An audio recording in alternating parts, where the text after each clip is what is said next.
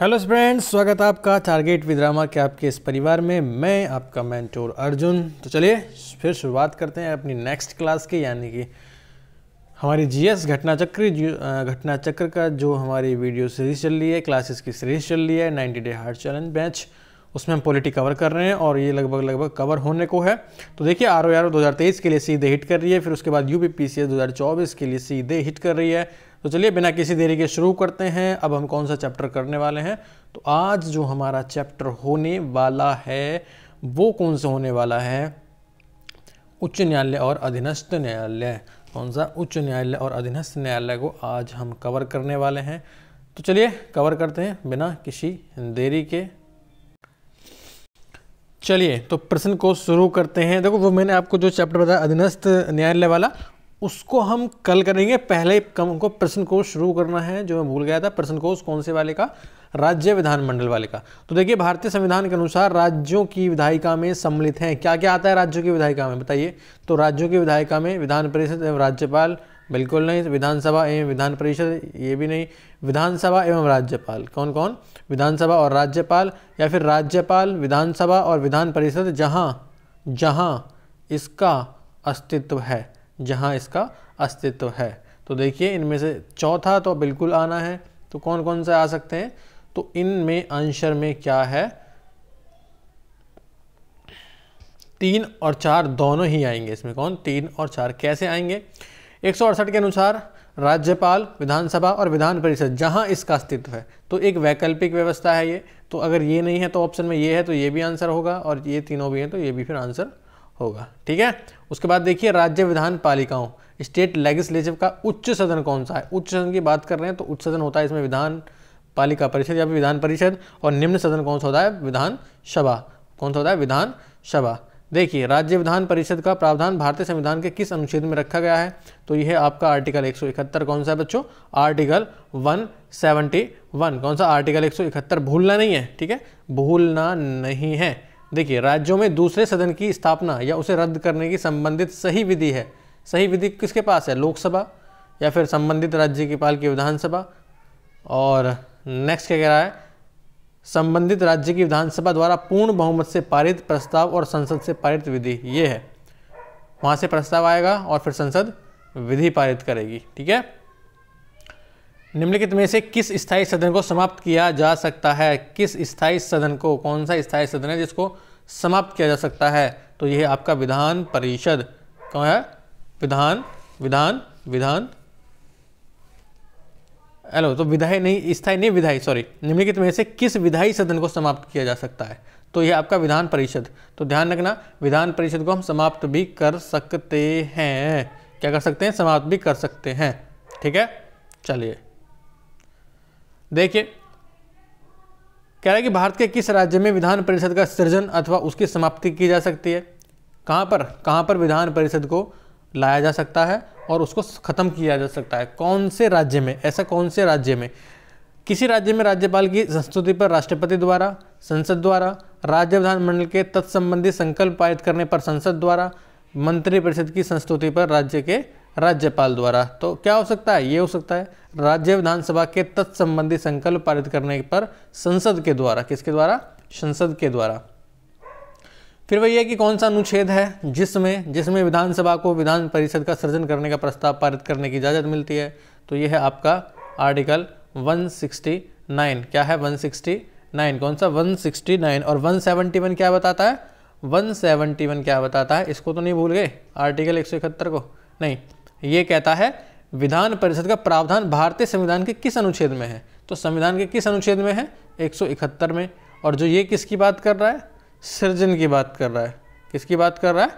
सृजन की बात कर रहा है कि भारतीय संविधान के निम्नलिखित में से किस अनुच्छेद के अंतर्गत विधानसभा को विधान परिषद का सृजन करने का प्रस्ताव पास करने की इजाजत मिलती है? तो यह है 169। बोलना नहीं, कंफ्यूज नहीं होना है।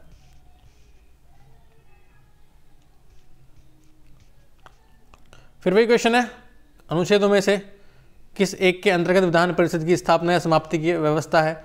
तो वह 169। कौन सा? 169। कौन सा है? 169। ठीक है। चलिए राज्यों में विधान परिषद के सृजन हेतु संविधान के किस अनुच्छेद में वर्णित प्रक्रिया को अपनाया गया है? तो 169 169। क्या है? 169। चलिए देखिए, भारत में किसी राज्य की विधान परिषद का आकार में उस राज्य की विधानसभा के आधे से अधिक बड़ी हो सकती है। क्या ऐसा प्रावधान है? देखेंगे आगे।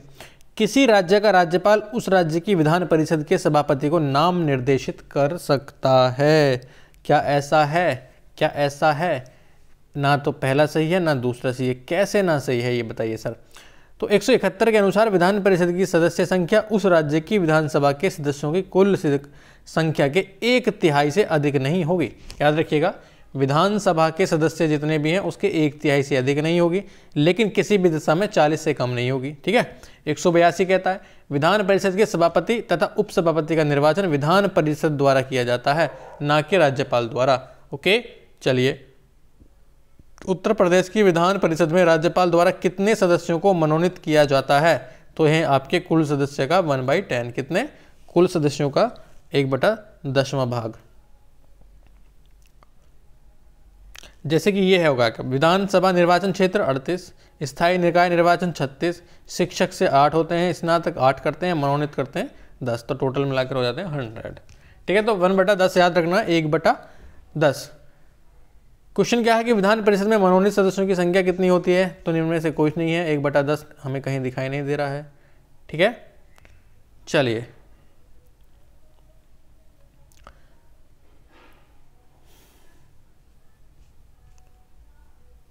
आगे देखिए क्या कह रहा है। निम्नलिखित में से किसे भंग नहीं किया जा सकता पर समाप्त किया जा सकता है? तो विधान परिषद को भंग नहीं किया जा सकता, इसको समाप्त किया जा सकता है। हमने पहले भी इस क्वेश्चन को देखा है। तो 169 में इसका प्रावधान है। आर्टिकल 169 भी याद रखना है, 169 भी, क्योंकि कभी कभी बहुत बार आर्टिकल भी पूछे गए हैं, तो बच्चों आर्टिकल भी नहीं बोलना है। आगे देखिए, क्वेश्चन कह रहा है कि निम्नलिखित में से किस राज्य में विधायिका का दूसरा सदन नहीं है? बताइए। तो तमिलनाडु में नहीं है फिलहाल, तो जैसे कि तमिलनाडु में, कर्नाटक, महाराष्ट्र, उत्तर प्रदेश और बिहार में है, तो तमिलनाडु में नहीं है। देखिए 168 के तहत वर्तमान में 6 राज्यों, कौन कौन से? आंध्र प्रदेश, बिहार, महाराष्ट्र, कर्नाटक, तेलंगाना और उत्तर प्रदेश। इधर देखिए 6 के 6 याद रखने, आंध्र प्रदेश, बिहार, महाराष्ट्र, कर्नाटक, तेलंगाना और उत्तर प्रदेश में द्विसदनात्मक विधायिका अस्तित्व में है। उल्लेखनीय है कि तमिलनाडु विधान परिषद अधिनियम 2010 के तहत संसद द्वारा तमिलनाडु में भी विधान परिषद की व्यवस्था की गई थी, परंतु इसके प्रभावी होने की तिथि को अधिसूचित नहीं किया गया है। ठीक है, चलिए आगे देखिए। निम्न में से किस राज्य में विधान परिषद नहीं है? तो राजस्थान में नहीं है, बिहार में, महाराष्ट्र में, कर्नाटक में है। 6 राज्यों में कौन कौन से? आंध्र प्रदेश, बिहार, महाराष्ट्र, कर्नाटक, तेलंगाना, उत्तर प्रदेश में है, बाकी किसी में नहीं है। फिर वही क्वेश्चन है, आप इसको देखोगे। और अगला देखिए, निम्नलिखित राज्यों में कहाँ विधान परिषद है? फिर बताओगे कहाँ विधान परिषद है, कहाँ नहीं है। तो इसमें केवल बिहार में है, बाकी तीनों को आप काट दीजिए, तीनों में नहीं है, केवल किस में? बिहार में। आंसर 4। चलिए 1956 में कितने पुनर्गठित राज्यों में द्विसदनीय विधायिका थी? 2004 में क्वेश्चन पूछा था, और क्वेश्चन था कि 1956 के टाइम पे कितने राज्यों में विधानसभा भी थी और विधान परिषद भी, यानी कि दोनों चीजें थी, द्विसदनीय व्यवस्था थी। तो कौन कितने थे उस टाइम पे? 1956 के पुनर्गठन के बाद कुल 14 राज्यों में 7 में, 14 राज्यों में से 7 में, टोटल कितने थे उस टाइम पे? 14 राज्य थे, 14 में से 7 में ये सब व्यवस्था थी। तो आंसर में 7 नहीं दिया है, तो याद रखिएगा। अभी कितने राज्यों में? 6 राज्यों में है। कितने? 6 राज्यों में, तेलंगाना सहित। भारतीय संविधान के अनुच्छेद 170 के अनुसार किसी राज्य की विधानसभा के सदस्यों की न्यूनतम तथा अधिकतम संख्या क्रमशः हो सकती है। कितनी हो सकती है बताइए? विधानसभा के सदस्यों की न्यूनतम और अधिकतम संख्या कितनी हो सकती है? न्यूनतम तो हो सकती है 60 और अधिकतम कितनी हो सकती है?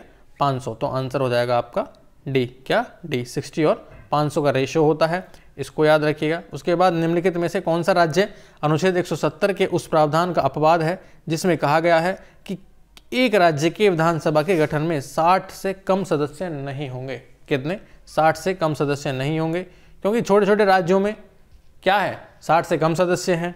मिनिमम सदस्य संख्या कितनी है? 60। तो यहाँ पर किस में कहा गया है? सिक्किम में ऐसा बोला गया है। ठीक है, किस में? सिक्किम में। देखिए किस में बोला गया है? सिक्किम में। सिक्किम के लिए कि राज्य के विधानसभा के गठन में 60 से कम सदस्य नहीं होंगे।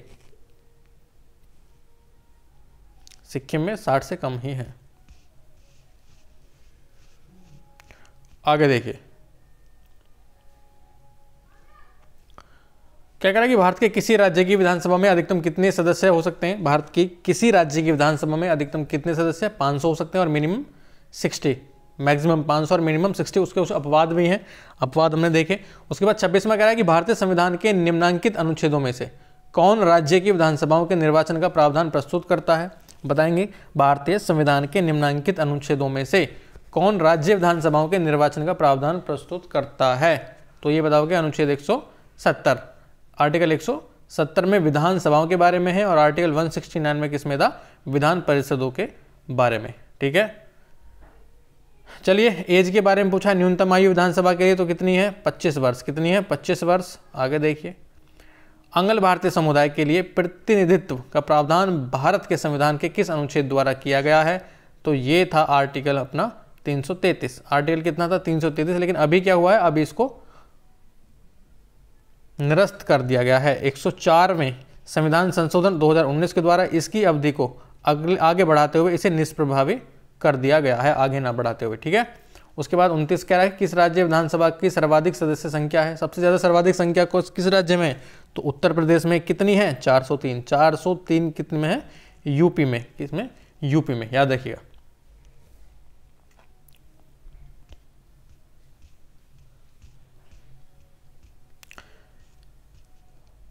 एक थोड़ा विश्लेषण इसका देख लीजिए। अरुणाचल प्रदेश में कितनी है, 60 है। मेघालय में 60 है। मणिपुर में 60 है। विधानसभाओं में सदस्यों की संख्या एक समान है। जबकि हिमाचल प्रदेश की विधानसभा में की संख्या 68 है। कितनी है, 68। कितनी है, 68। बाकी किसी में कितनी है, मणिपुर में भी 60 है, अरुणाचल प्रदेश में भी 60 है और आपकी मेघालय में भी 60 है। चलिए 31 देखिए फटाफट। राज्य विधानसभा के निर्वाचन का संचालन करता है, कौन करता है, तो भारत का निर्वाचन आयोग। भारत का निर्वाचन आयोग ही राज्य विधानसभाओं के निर्वाचन की व्यवस्था करता है, याद रखिएगा। और आर्टिकल कौन से में, 324 के तहत राज्य की विधानसभाओं के निर्वाचन को संचालित करने की शक्ति भारत के निर्वाचन आयोग को ही सौंपी गई है। निम्नलिखित में से कौन एक राज्य के विधानमंडल के किसी सदस्य के निर्भरता से संबंधित किसी प्रश्न का विनिश्चय करने हेतु अंतिम सत्ता है। तो राज्य के मामले में अंतिम सत्ता कौन है, राज्यपाल। किससे परामर्श करने के बाद, निर्वाचन आयोग से। किससे, निर्वाचन आयोग से। देखिए विधानसभा के सदस्यों की निर्भरताओं से संबंधित प्रश्नों पर फिर वही है, अंतिम विनिश्चय करने के लिए कौन जाना जाता है, कौन करता है, तो राज्यपाल करता है। राज्यों के संबंध में, विधानसभा के संबंध में कौन करता है, राज्यपाल करता है। ठीक है, यदि किसी राज्य की विधानसभा का अध्यक्ष, जिसे हम स्पीकर कहते हैं, पद त्यागना चाहता है तो उसे अपना त्यागपत्र देना चाहिए। किसको देगा, बताइए किसको वो अपना त्यागपत्र देगा, तो वो देगा आपका उपाध्यक्ष को। किसको देगा, उपाध्यक्ष को। ठीक है, चलिए नेक्स्ट देखिए।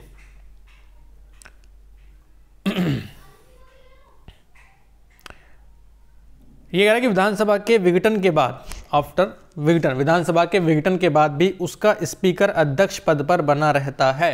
विधानसभा के विघटन के बाद गठित विधानसभा की पहली बैठक के पूर्व तक, कब तक, विधानसभा के विघटन के बाद जो पहली नई विधानसभा की बैठक होती है उसके पूर्व तक वो बना रहता है। ठीक है, चलिए आगे देखिए, आगे क्या कह रहा है। ये कह रहा है कि राज्य की विधानसभा के सत्रावसान का आदेश किसके द्वारा दिया जाता है। सत्रावसान कौन करता है, राज्यपाल। जैसे कि केंद्र में कौन करता था, प्रेसिडेंट, और राज्य में कौन करता है विधानसभा के मामले में, राज्यपाल। कौन करता है, राज्यपाल। और आर्टिकल कौन सा है, 174, आर्टिकल 174। ठीक है, चलिए ये कह रहा है कि मध्य प्रदेश विधानसभा की कार्यवाही का सही क्रम चुनिए। मध्य प्रदेश विधानसभा की कार्यवाही, एमपीपीसीएस का क्वेश्चन है तो इतना बड़ा खास नहीं है, इसको अभी छोड़ते हैं। आगे चलिए देखिए, राज्य विधानमंडल की बैठक आयोजित करने के लिए कोरम क्या है, गण पूर्ति क्या है। राज्य विधानमंडल की बैठक आयोजित करने के लिए कोरम कितनी है, जो वही थी तो वही है 10 सदस्य या कुल सदस्य संख्या का 10वां हिस्सा, जो भी अधिक हो वो होनी ही चाहिए, याद रखिएगा। ठीक है, उसके बाद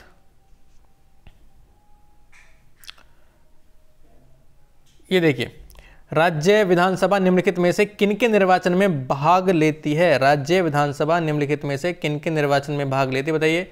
राष्ट्रपति के में, उपराष्ट्रपति के में, तो राज्य विधानसभा किसके में लेती है, बताइए। राष्ट्रपति, उपराष्ट्रपति, राज्यपाल के सदस्यों या फिर राज्य विधानसभा के सदस्यों। तो याद रखिएगा, उपराष्ट्रपति के निर्वाचन में राज्य विधानसभा का कोई महत्व या कोई भाग लेना नहीं होता। किस किस में होता है? राष्ट्रपति के में होता है, राज्यसभा के सदस्यों में होता है और राज्य विधान परिषद के सदस्यों में होता है। कैसे होता है देखिए, राज्य विधानसभा भारत के राष्ट्रपति, राज्यसभा के सदस्यों तथा राज्य विधानसभा के सदस्यों के निर्वाचन में भाग लेती है। किस किस में? राज्यसभा के सदस्यों और राज्य विधान परिषद के सदस्यों के निर्वाचन में भाग लेती है। अनुच्छेद 66 के तहत भारत के उपराष्ट्रपति का निर्वाचन संसद के दोनों सदनों, राज्यसभा और लोकसभा के सदस्यों द्वारा अनुपातिक प्रतिनिधित्व पद्धति के अनुसार एकल संक्रमणीय मत द्वारा किया जाता है। किसके द्वारा? एकल संक्रमणीय मत द्वारा। राज्य की संचित निधि का संचालन किया जाता है। कौन करता है? उपयुक्त में से कोई नहीं, ना तो राज्यपाल, ना राज्य का वित्त मंत्री, ना राज्य के मुख्यमंत्री। तो संचित निधि का संचालन राज्य विधानमंडल द्वारा किया जाता है। किसके द्वारा? जैसे कि संसद करती है केंद्र में, उसमें राज्य में कौन करता है? राज्य विधानमंडल। कौन? राज्य विधानमंडल। निम्नलिखित में से कौन एक राज्य की आकस्मिक निधि की स्थापना के लिए उत्तरदायी है? तो वही है राज्य विधानमंडल। कौन? राज्य विधानमंडल। भारतीय संविधान के अनुच्छेद 162, स्टार मार्क करना है, 2-3 स्टार मार्क करना है, 3 बार रिवीजन करना और आगे बढ़ना। अनुच्छेद 162 के शीर्ष के संबंध में निम्नलिखित में से कौन सा सही है? 162 में क्या दे रखा है? राज्य की कार्यपालिका शक्ति, राज्यपाल के कार्यालय के लिए जो शर्तें हैं वो दे रखी हैं, या फिर राज्यपाल की पदावधि दे रखी है, या फिर राज्य की कार्यपालिका शक्ति का विस्तार। तो इसमें दे रखा है राज्य की कार्यपालिका जो शक्ति है उसका विस्तार करने के बारे में आर्टिकल 162 में दिया हुआ है। क्या? अनुच्छेद 162 राज्य की कार्यपालिका शक्ति के विस्तार संबंधी उपबंध करता है। इस अनुच्छेद के अनुसार इस संविधान के उपबंधों के अधीन रहते हुए किसी राज्य की कार्यपालिका शक्ति का विस्तार उन विषयों पर होगा जिनके संबंध में उस राज्य के विधानमंडल की विधि बनाने की शक्ति है। देखिए, धन विधेयक के अतिरिक्त एक विधेयक जो विधानसभा ने प्रथम बार पारित किया, विधान परिषद में कितने माह तक पड़ा रह सकता है? तो बताइए कितने माह तक पड़ा रह सकता है? 1 माह से अधिक, 2 माह से अधिक नहीं, 3 माह से अधिक नहीं। तो कितना? 3 महीने से अधिक नहीं पड़ा रह सकता धन विधेयक के अतिरिक्त। नॉर्मल विधेयक। भारतीय संविधान के अनुच्छेद 197 के तहत धन विधेयकों से भिन्न विधेयकों के बारे में विधान परिषद की शक्तियों पर निर्बंधन का प्रावधान है। कैसे है? 197(1) में खेम के अनुसार धन विधेयक के अतिरिक्त एक विधेयक जिसे विधानसभा ने प्रथम बार में ही पारित कर दिया हो, वो विधान परिषद के समक्ष विधि रखे जाने की तारीख से 3 माह से अधिक तक नहीं रोका जा सकता। कितने? 3 महीने से अधिक तक। विधान परिषद किसी साधारण विधेयक को निम्नलिखित में से किस अवधि तक रोक सकती है? तो 4 माह। कितनी? 4 माह। देखो ये कह रहा है किस अवधि तक रोक सकती है, कितनी रोक सकती है? तो 4 महीने। हमने पीछे क्या पढ़ा था? तो 3 महीने से अधिक तक नहीं रोका जा सकता, और इसने दे रखा 4 महीने। कैसे दे रखा है वो भी देख लेते हैं। तो यह है कि संविधान के 197 के तहत धन विधेयकों से भिन्न विधेयक को विधान परिषद प्रथम बार में 3 माह तक और दूसरी बार में 1 माह तक रोक सकती है। मान लीजिए पुनः पारित कर दिया गया तो 1 माह लास्ट और 3 माह वो, तो टोटल मिलाकर 4 माह तक रोक सकती है। ऐसे ही धन विधेयक की बात करें तो 14 दिन की अवधि के भीतर लौटाया जाना आवश्यक है। कितने? 14 डेज। मनी बिल प्रस्तुत किया जा सकता है केवल विधानसभा में, जैसे कि सेंटर की बात करें तो लोकसभा में, और यहाँ की बात करें तो केवल विधानसभा में, निम्न सदन में। ठीक है, आगे देखिए।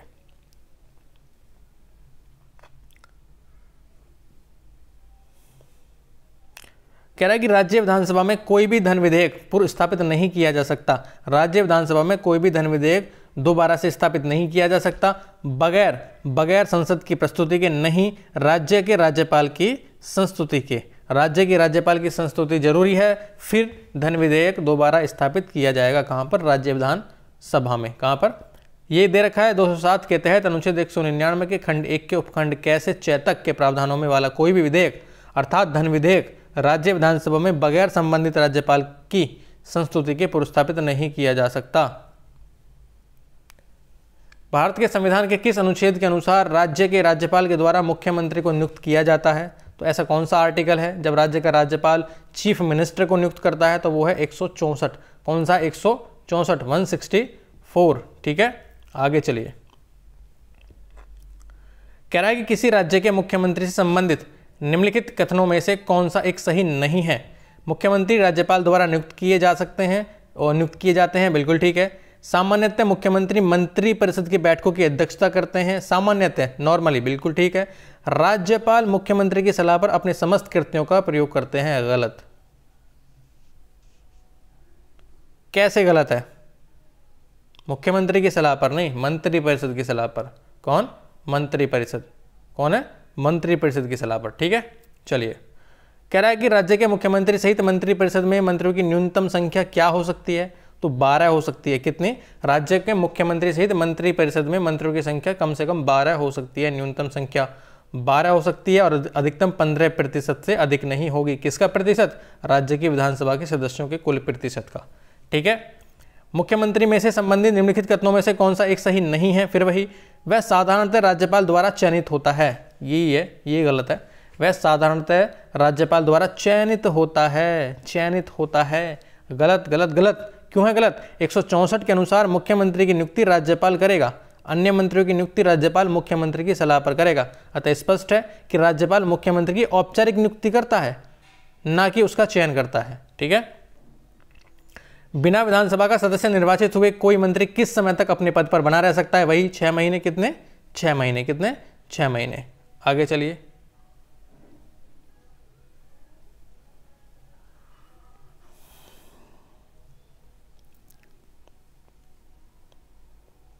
क्या कह रहा है? राज्य सरकार के मंत्रियों के वेतन एवं भत्तों का निर्धारण किया जाता है। राज्य सरकार के मंत्रियों के वेतन और भत्तों का निर्धारण किया जाता है राज्य विधानसभा द्वारा। कौन करता है?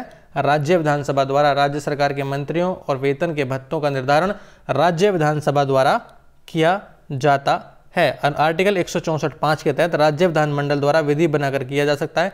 यहाँ पर राज्य विधानमंडल नहीं है, तो राज्य विधानसभा इसका आंसर हो जाएगा। चलिए। संविधान का कौन सा अनुच्छेद मुख्यमंत्री के दायित्वों की परिभाषित करता है? संविधान का कौन सा अनुच्छेद मुख्यमंत्री के दायित्वों को परिभाषित करता है? कौन सा है? सीएम के जो कर्तव्य हैं, दायित्व हैं, उनको परिभाषित करता है आपका आर्टिकल 167। आर्टिकल 167। अब हमारा क्या काम है? एक तो आर्टिकल 62 को भी याद रखना है, 165 को भी और 164 को भी। ठीक है। उसके बाद जम्मू कश्मीर के मुख्यमंत्री की कार्य अवधि होती है। कितनी होती है? तो ये 5 वर्ष की होती है। कितने? 5 वर्ष की होती है। और अभी तो ये खत्म कर दिया गया है, तो याद रखिएगा। भारत के किस राज्य में सर्वप्रथम महिला मुख्यमंत्री हुई थी? भारत के किस राज्य में सबसे पहले मुख्यमंत्री महिला हुई थी? तो वो था आपका उत्तर प्रदेश। और कौन बनी थी? सुचेता कृपलानी भारत के किस राज्य की मुख्यमंत्री बनने वाली पहली भारतीय महिला थी? 1963, 1963 उत्तर प्रदेश राज्य की चौथी मुख्यमंत्री थी और पहली महिला मुख्यमंत्री थी। भारत की पहली महिला मुख्यमंत्री कौन बनी? सुचेता कृपलानी। कौन? सुचेता कृपलानी। क्या कह रहा है कि राज्य सचिवालय के प्रशासन में मंत्रिमंडल को जाने वाली सभी न्यस्तियां किसके माध्यम से भेजी जानी चाहिए? किसके माध्यम से भेजी जानी चाहिए? मुख्य सचिव, चीफ सेक्रेटरी। राज्य सचिवालय के प्रशासन में मंत्रिमंडल को जाने वाली सभी न्यस्तियां किसके माध्यम से भेजी जानी चाहिए? तो मुख्य सचिव। कौन? मुख्य सचिव। न्यस्तियां का क्या होता है? न्यस्तियां फाइल्स को बोलते हैं। किसको? फाइल्स को, न्यस्तियां। देखिए 1992 में अयोध्या घटना के पश्चात कुछ प्रदेशों में विधानसभाएं भंग कर दी गई थी। नीचे लिखे प्रदेशों में से किसकी विधानसभा नहीं की गई थी? भंग नहीं की गई थी। तो बिहार की विधानसभा को भंग नहीं किया गया था। वहीं मध्य प्रदेश, हिमाचल प्रदेश और उत्तर प्रदेश की विधानसभा को भंग कर दिया गया था। देखिए निम्न राज्यों में से किसने मुसलमानों के लिए नौकरी तथा शिक्षा में प्रवेश हेतु आरक्षण प्रस्तावित किया है? तो 2003 का क्वेश्चन है। उस टाइम पे आंध्र प्रदेश ने ऐसा किया था। किसने? आंध्र प्रदेश ने ऐसा किया था। अगर हाल ही में ऐसा कुछ हो रहा है तो उसको देख लेना करंट अफेयर में। भारत में कौन एकमात्र राज्य है जहां सामान्य यानी कि कॉमन सिविल कोड लागू है? कॉमन सिविल कोड लागू कहां पर है? तो गोवा में एकमात्र राज्य है जहां पर यूसीसी लागू है, कॉमन सिविल कोड। ठीक है। तो यहाँ पर आपके क्वेश्चन हो जाते हैं फिनिश। और कल करेंगे हम उच्च न्यायालय और अधीनस्थ न्यायालय। फटाफट इस महीने में इसको हम खत्म कर देंगे, फिर नेक्स्ट शुरू करेंगे कुछ। तो थैंक यू फॉर वॉचिंग और अपना ख्याल रखिएगा और शेयर लाइक जरूर करना। आपका एक शेयर हमें बहुत आगे तक ले जा सकता है, परिवार को बढ़ाने में मदद कर सकता है। तो thank you for watching. All the best.